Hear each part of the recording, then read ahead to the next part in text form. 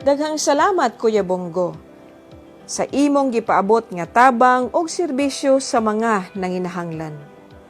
Mapasalamaton usab ako ni Governor Art Yap, Vice Gobernador Rene Relampagos ug Mayor Judith Cajes sa ilang pagpangga ug paghatag og kayuhan para sa mga katawhan sa lungsod sa Trinidad.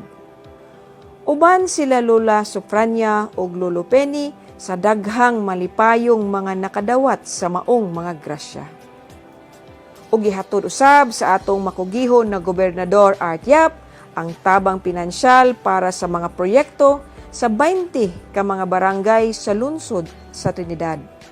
Siya nakighimamat sa mga opisyales ug mga katawhan niini.